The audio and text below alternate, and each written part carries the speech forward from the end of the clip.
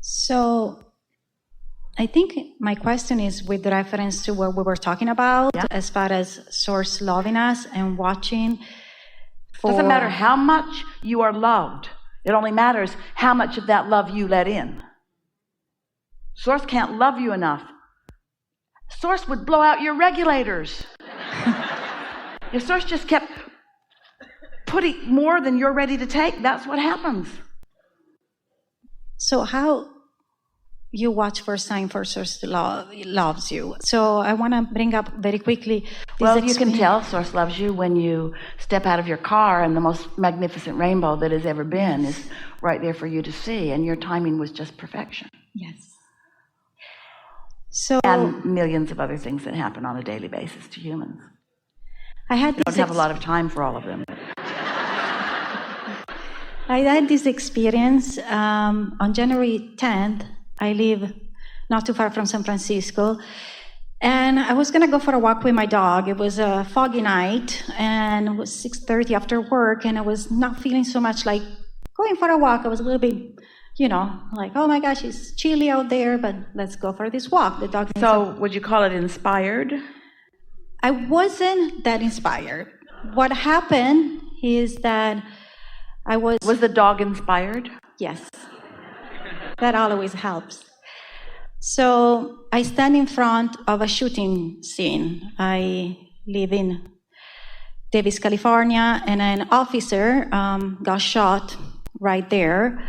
As I was actually 1.5 minutes before taking pictures of this car collision accident where the officer came to take care of the people involved with the collision, and a shooter came and shot her. So, like everyone else, I ran for my life with my dog trying to keep up with my pace. And my question to you is, since then, I wonder even more, because then I went to the memorial service of this officer who was only 22 years old, an amazing angel that walked the planet. Everybody described her that way, very eager to serve the community in a very different fashion than often police officer may be involved, more lately with the news. I came out alive from that experience, even though 12 shots ran around and this shooter was shooting all over the places. Was that a way of Source why this person left the planet, no matter if everybody described her so excited, eager to live? Well, there are a number of things that are activated here in this conversation, and we want to go back to the very first thing. I didn't feel like taking a walk, but I made myself do it anyway. So my inner being knew that this was none of my business, that I had no place in it. So not only was not offering me enthusiasm to go, but was actually not focused on it at all. So I disregarded that, because in most cases, I as a human don't do what I'm inspired to do. I do what I'm obligated to do, or what somebody else wants me to do. And so I'm going through the motions of life. And so is just about everybody else. And to try to get involved in why someone else would create whatever they've created, first of all, it isn't any of anyone's business. It does help to step back into a place that most humans don't go easily, in that everything's always turning out fine, and that everything's always working out, and that there are intentions and so forth that would take a long time for you to get to the bottom of, and even if you did, you still might not have an understanding of it. But the first and the most important basis of your question and of our response to you is, this was not something that you felt inspired to do.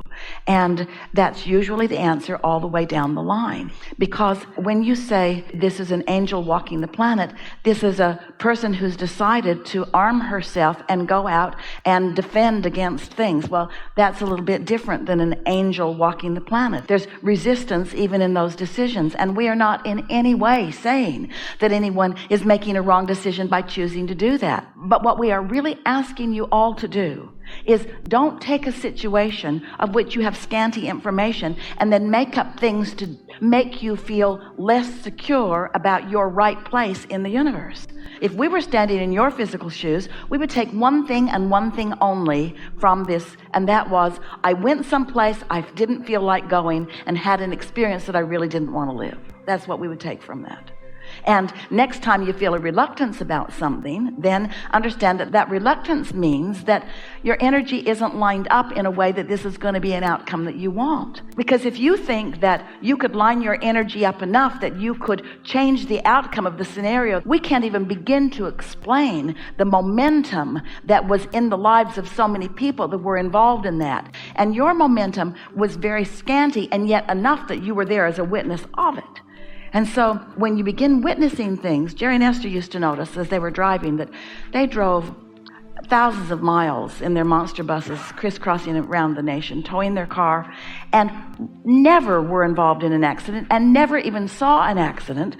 And on occasion, when they'd come upon an accident after the fact, they'd say, "That's too close for us." They'd realize that there was a little sense of vulnerability that was causing even that rendezvous, you see. So we know that there is a desire to look across the planet at every experience, or at least the ones that stand out, that people are living, and try to make sense of it in the context of something. And you just can't make sense of what everybody is doing for these reasons.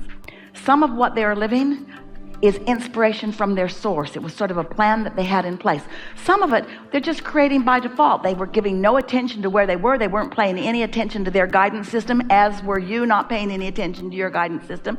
And so they just came into a situation. But always, always, always, always, always, in every single case, never is law of attraction delivering to anyone something that is not active in their vibration. And never does anyone live anything that is not proportionally active in their vibration to the outcome that they live. Ever. And so if you start knowing that, if you say, "I'm not going to try to sort this out because that's someone else's life and I don't need to try to explain it to myself in all of those ways," but if you start with knowing that the law of attraction never makes mistakes, and that you as individuals have much more control over your output to which the law of attraction responds than you are taking responsibility for, and then not try to figure out what responsibility any others are taking or not taking, because that makes you crazy. As humans, as you keep evaluating outcomes, you get upside down and all around. You evaluate outcomes and then you put them into piles and you call them right and wrong, and then you vote for them and against them, and you give yourself so much information to try to hold in your mind that you don't know which way to go when you have guidance for you in the moment. Helpful? Make sense? Is there more that needs to be said about it? I have a question. So sometimes, the ego, like some spiritual teachers call it the ego. When do you, sometimes, you want to do something, but you're not sure if it's the right thing. Okay, in that scenario, I can see how I wasn't lined up with wanting to go for a walk. So how do you know when is the right thing for you to do in the moment? You have to feel just excitement at all time, whatever. We're going to give you a fast answer because we're 4 minutes over in this segment. When you listen to Abraham through Esther, she looks really smart and she offers wise stuff.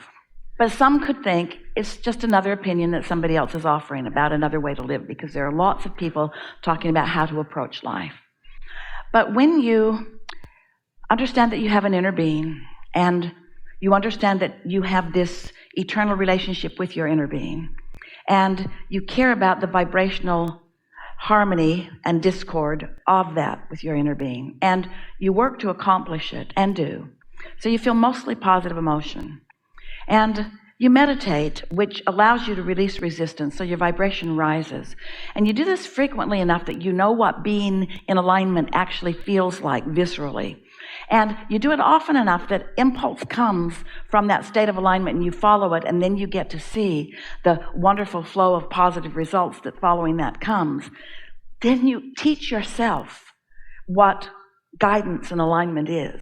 And if it's as you were describing it, where it's just a guessing game and you don't really know, then you haven't listened closely enough to who you really are. More meditation is called for, more actual knowing, more acknowledgement of when you're in tune and when you're not. And it comes back to one of the first questions that we asked today of you when our friend was sitting in the hot seat. What is it that gets in your way? It's that belief that you've picked up along your physical trail that you need to be the one that proves your righteousness, so you need to get out there.